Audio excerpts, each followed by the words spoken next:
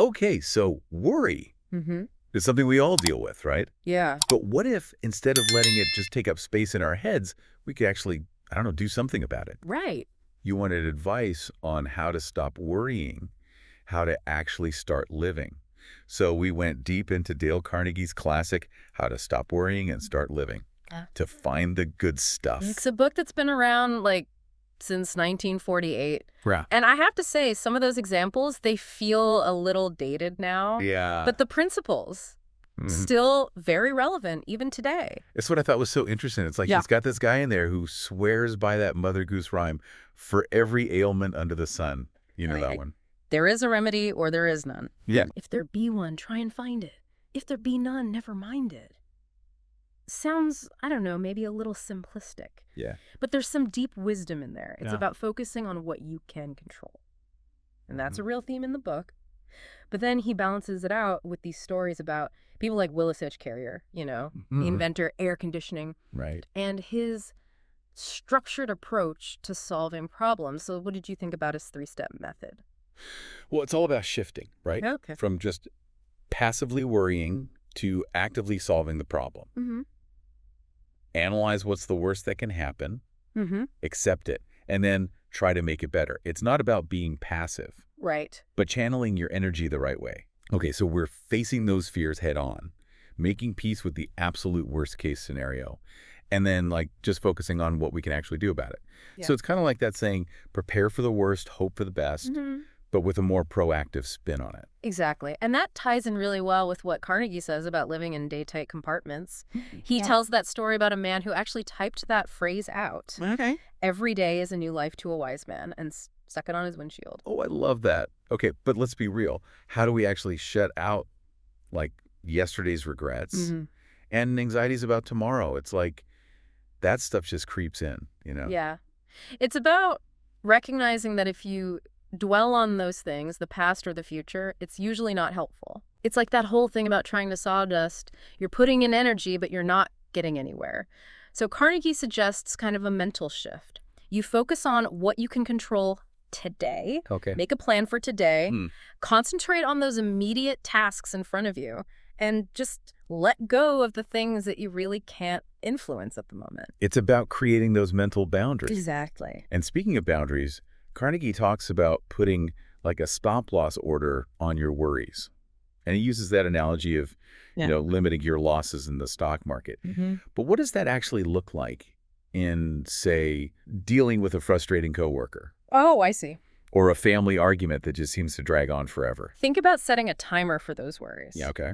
How much of your time, how much of your energy are you willing to give to this problem before you make a conscious choice to shift your focus? Now, it doesn't mean you're ignoring the problem altogether, Right. but what you are doing is choosing to limit how much power it has over how you feel. Like you're deciding how much you're willing to lose on a stock Yeah, before you're just like, okay, I'm cutting my losses. exactly. That's a really interesting concept. You know, Gals, it reminds me of this one time, I was really going back and forth about whether or not to take this new job offer. And it was a big decision. And I was letting all the what ifs, you know, just totally consume me. Yeah, I even made one of those pros and cons lists. right. But it just made me feel more confused. It's easy to get stuck in that analysis paralysis, right? Totally. Carnegie would probably say you were, sawing sawdust. Just going over those same thoughts again and again, not really getting anywhere. Exactly. Mm-hmm. And then my friend, she's very practical, and she just said, look, you've given this enough space in your head. She's like, set a timer for 30 minutes, write down all the things that are worrying you, and then figure out if there's anything you can actually do about it. It's a perfect example of setting those mental boundaries, right? Yes. Sounds like it helped you to break free from that worry cycle. It totally did. Because I realized I was more worried about making the wrong decision than I was about the job itself. That's a really important point. Carnegie talks about how often worry comes from a lack of clarity, or not being decisive. When we're wishy-washy, it's like we're giving our worries permission to just grow and take over. It's like in those scary movies where the monster, it thrives in the shadows. Yeah. Like you've got to shine a light on it. Make a decision, even if it's not perfect, and just move forward. Yeah. But what about those situations where it really feels like you have zero control? Yeah. Like Carnegie tells that story about Olga K. Jarvie. Yeah. She found out she had terminal cancer. Right. So how in the world do you apply these principles when you're dealing with something that huge and scary? That's where that whole idea of acceptance comes in. And it's not about, liking the situation or pretending it's not happening. Right. It's about saying, okay, this is what is, and then deciding how you're going to respond to it. And Jarvis' story, it's incredibly powerful because it shows that even when you're facing something really hard, you still have a choice. You can focus on the things that you can control. Your attitude, your outlook, how you choose to spend your time. And you can find moments of peace, even joy, in the middle of difficult things. It's like finding those little bits of light in the darkness. Exactly. And sometimes those little bits of light come from unexpected places. Like Carnegie talks about the importance of finding your lemonade stand. Okay. Those activities, those passions that bring you joy, even if they're not part of your main job or your everyday life. He tells that story about the guy who absolutely hated his job, but he found so much satisfaction in this little lemonade stand he set up on weekends. Yeah. It became his escape, his creative outlet. Right. It brought him real happiness. It just highlights that even when we feel stuck, there are always ways to find those things that nourish us, that bring more joy into our lives. Mm-hmm. It could be a hobby, volunteering, spending time with loved ones, or just making time for things that light you up. Yeah, it's like that quote, I think it's Maya Angelou. My mission in life is not merely to survive, but to thrive, and to do so with some passion, some compassion, some humor, and some style. I love that. It's about finding meaning, having a purpose, even when things are tough. And sometimes those tough times, they can be where we grow the most, where we become more resilient. Carnegie talks about how facing those hard things can actually make us stronger, more resourceful, make us appreciate the good stuff even more. Yeah. He tells about this guy who went through all these financial setbacks, but he came out of it with a clearer sense of who he was, what he wanted. It changed what was important to him, made his relationship stronger, and it even led him to a career that was a much better fit. It's a good reminder that even though we don't always want those challenges, they can lead us to unexpected places, help us grow in ways we never thought we would. It's about changing our thinking from why me to what can I learn from this? Mm-hmm. And that makes me think of another important thing Carnegie talks about, having an attitude of gratitude. It's something you hear a lot about these days, right? Yeah. But Carnegie was talking about it way back then. He knew that focusing on what we have instead of what we don't have can have a huge impact on how we feel.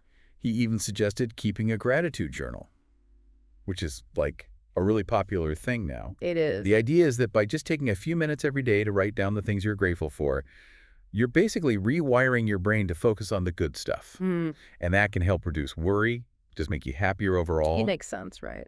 It does. And it doesn't have to be anything complicated. Being grateful for a sunny day, a good cup of coffee, a phone call with someone you care about. Yeah.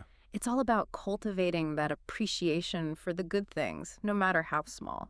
Shifting from that feeling of scarcity to abundance. Exactly. And speaking of abundance, Carnegie talks about finding your line of supply, those things that give you a sense of security, stability, and purpose. He uses that analogy of a military campaign. Yeah. Just like an army needs a reliable way to get food, ammunition, reinforcements, we need to figure out and take care of the things that sustain us. Right. Whether it's a steady job, a loving family, a strong faith, or a deep connection to nature. It's like building a really strong foundation that you can then take risks from, go after your dreams, deal with all the uncertainty of life with more confidence. Exactly. And it's not about being complacent, being afraid to take risks. Yeah. It's about figuring out what truly matters to you and making sure you're giving those things attention. Because when your foundation is solid, you can handle anything that comes your way. Because like you can't pour from an empty cup. You've got to take care of yourself. Right. Physically, emotionally, spiritually. That's how you can show up for the world, make the most of your life. And part of taking care of ourselves is learning how to deal with our worries. Right. And Carnegie gives us all these practical tools to do just that. One of the most powerful ones, I think, is the importance of actually taking action. Yeah. Because worry often keeps us stuck in this cycle of just overthinking and doing nothing. Absolutely. He wants us to break free from that cycle. Okay, so we're supposed to take action. Yeah. But how do you actually break out of that worry cycle and get started? Anything in Carnegie about that? One of the simplest things, but it really works, is he says, ask yourself these 4 questions whenever something's bugging you. Like, what am I even worried about? Okay. What can I actually do about it? Okay, here's what I'm going to do about it. Right. And when am I going to start? So it's like a little action plan to tackle those worries head on. Exactly. It makes you get specific, move from all that vague anxiety to concrete steps. Right. And that clarity, it can be really powerful. Yeah, it's like when you finally clean out that junk drawer. You can actually see what you have and it feels manageable. But what about those worries that just feel so big, so overwhelming, that even thinking about them makes you want to hide under the covers? Carnegie actually tells this great story about that. This guy, he was so full of worry he could barely function. Wow. And his doctor told him, go to the cemetery every day and ask yourself, what do all my worries and problems really amount to compared to the people buried here? Okay, that's a little, I don't know, morbid. But I see what you mean. It's about getting some perspective. Right, exactly. It's not that your worries aren't real. Right. But it's about seeing them in a bigger context. And sometimes you just need a little humor to do that. Carnegie was all about the power of laughter, to break up the tension. He tells that story about that guy who learned to laugh at his worries, like literally laugh out loud. Whenever he felt stressed, he'd imagine telling his problems to a comedian. Oh, that's good. Like it was part of their act. It helped him not take it all so seriously, find some lightness. It reminds you not to take yourself too seriously. Sometimes that's all you need, a good laugh. And speaking of breaking free, I think one of the most freeing ideas in this whole book is about accepting what you can't change. Absolutely. Carnegie's big on that. He's like, look, there are always going to be things you can't control. The weather, the economy, what other people decide to do. And if you keep fighting those things, you're just making yourself miserable. It's about letting go of that need to be in control of everything. Right. And finding some peace in the middle of all the uncertainty. He uses this analogy of a tree bending in the wind. The tree that's stiff, that won't bend, it's going to break when the pressure's on. But the tree that's flexible, that can adapt, it can handle even the worst storms. So it's like finding that balance, putting in effort where you can, but also knowing when to surrender. Exactly. You put your energy into the things you can actually influence, but then you got to be willing to let go of the rest. And that's where faith comes in, right? Yeah. And I don't necessarily mean religious faith, although that can be really helpful for some people, but just faith in like something bigger than yourself, whether it's the universe, the power of good, or just believing that things will work out. He tells that story about the guy who was going through a really rough patch, and he found comfort in saying, this too shall pass. Oh, yeah.